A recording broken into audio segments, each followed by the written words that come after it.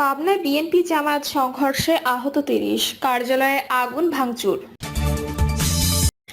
আমার হতাশা ক্ষুব্ধতা কাউকে আঘাত করলে আমি দুঃখিত, বলছেন মাহফুজ আলম। জানাবো সব কুল হারিয়ে নয়া কৌশলে মাঠে নেমেছে আওয়ামী লীগ। এবং সর্বশেষ জানাবো দাবি আদায়ে অনড় জবি শিক্ষার্থীরা, কাকরাইলে তীব্র যানজট। শুনছিলেন সংবাদ শিরোনাম, এবারে বিস্তারিত। আমার হতাশা ক্ষুব্ধতা কাউকে আঘাত করলে আমি দুঃখিত, বলছেন মাহফুজ আলম। নিজের হতাশা কাউকে আঘাত করলে তার জন্য আন্তরিকভাবে দুঃখ প্রকাশ করেছেন তথ্য উপদেষ্টা মাহফুজ আলম।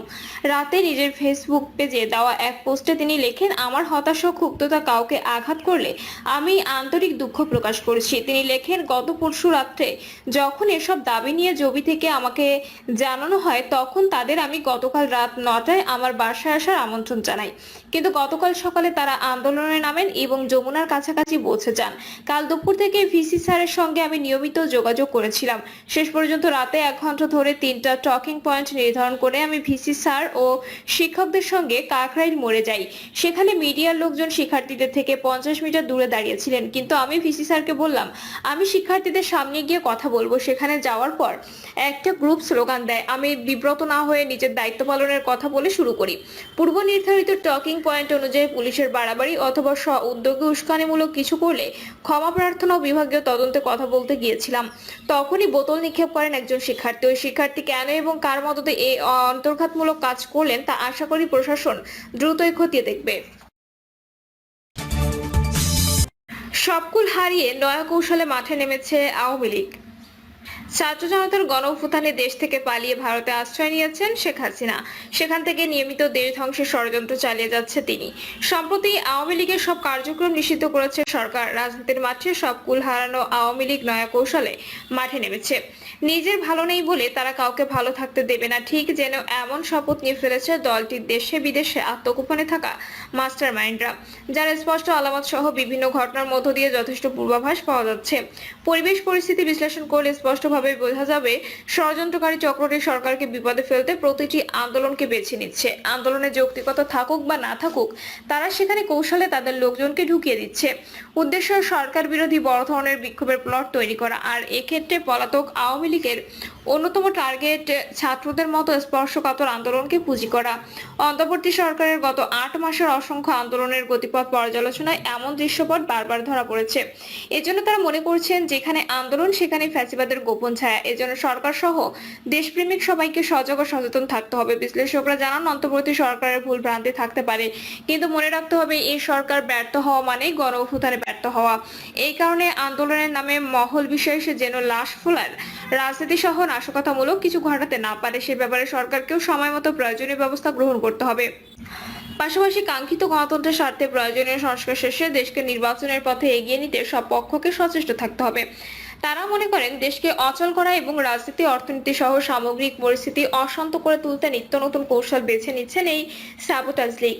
নিজেদের অপকৌশল বাস্তবায়নে সর্বত্র ষড়যন্ত্রের বীজ বলতে এরা কখনো আনসার, কখনো অটোরিকশা, কখনো বা শিক্ষক ও শ্রমিক সহ নানা গ্রুপের উপর ভর করেছে। তবে পরিস্থিতি ঘোলাটে করতে দফায় দফায় বেশি চেষ্টা করছে শিক্ষার্থীদের আন্দোলনে ঢুকে যৌক্তিক আন্দোলনের গতিপথ ভিন্ন দিকে ঘুরিয়ে দেওয়া। এ প্রসঙ্গে গণতন্ত্র মঞ্চের অন্যতম শীর্ষ নেতা ও বিপ্লবী ওয়ার্কার্স পার্টির সাধারণ সম্পাদক সাইফুল হক বলেন, আওয়ামী লীগ ও তাদের সব সংগঠনের কার্যক্রম ইতিমধ্যে নিষিদ্ধ ঘোষণা করা হয়েছে।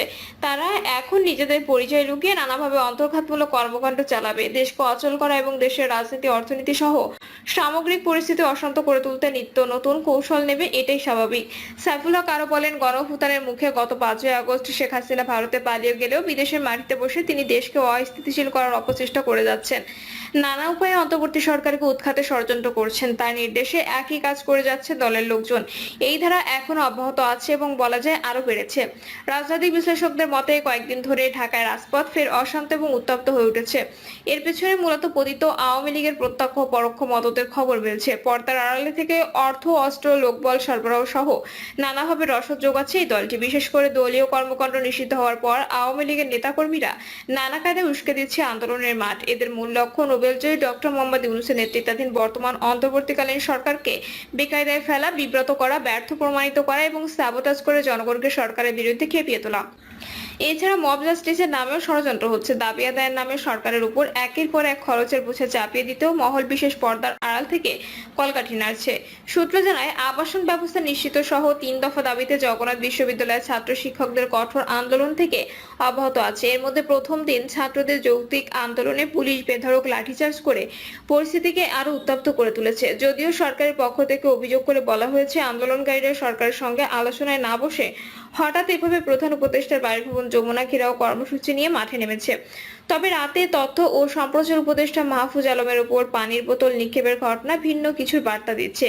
এই হামলার জন্য অনেকে একটি দলের ছাত্র সংগঠনের দিকে আঙুল তুলছে। তবে কেউ কেউ মনে করেন, যেহেতু অন্তর্বর্তী সরকার বেকায়দায় পড়লে সবচেয়ে বেশি খুশি হওয়ার কথা আওয়ামী লীগের, সেহেতু যে কোনো আন্দোলনে নেতৃত্ব দেওয়া ব্যক্তিদের এই বিষয়টিকে মাথায় নিয়ে কর্মসূচি দিতে হবে, নানাভাবে ফিল্টারিং করে আন্দোলন কর্মসূচি চালাতে হবে। এছাড়া পুলিশের বিষয়েও সরকারের বিশেষ সতর্কতা অবলম্বন করতে হবে। এ ধরনের পরিস্থিতি নিয়ন্ত্রণে পুলিশ সদস্যদের মাঠে নামানোর আগে তাদের প্রত্যেকের বিষয়ে ভালো করে খোঁজ খবর নিতে হবে, কেননা আওয়ামী লীগের 15.5 বছরে নিয়োগ পাওয়া বেশিরভাগ পুলিশ সদস্য তাদের দলের অংশ।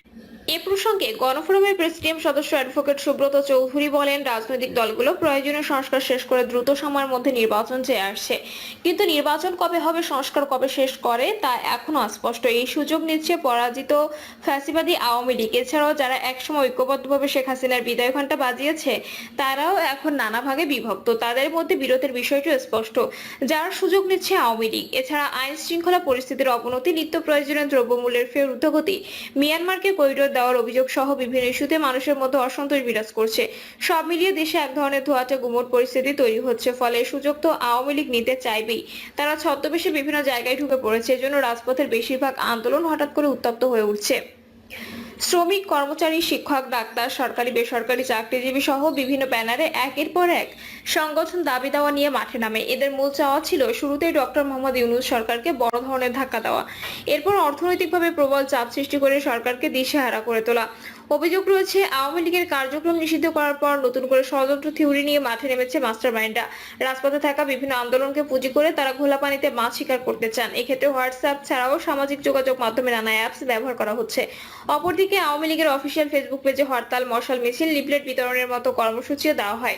এভাবে আত্মগোপনে থাকা নেতাকর্মীদের উস্কে দিয়ে স্যাবোটাজ প্ল্যান বাস্তবায়ন করতে মরিয়া দলটি দেশি বিদেশি চক্রটি। প্রিয় দর্শক, এই ছিল এখনকার সর্বশেষ সংবাদ। আপডেট সব সংবাদ পেতে চ্যানেলটি সাবস্ক্রাইব করে বেল আইকনটি ক্লিক করে রাখুন।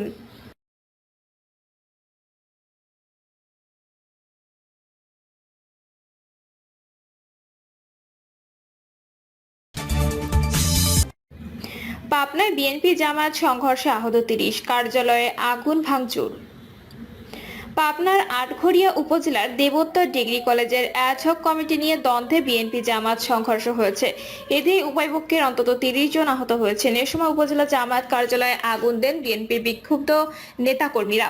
পরে উপজেলা বিএনপির সদস্য সচিব মনোয়ার হোসেন আলমের নিজস্ব কার্যালয় ভেঙে দেন জামায়াত কর্মীরা।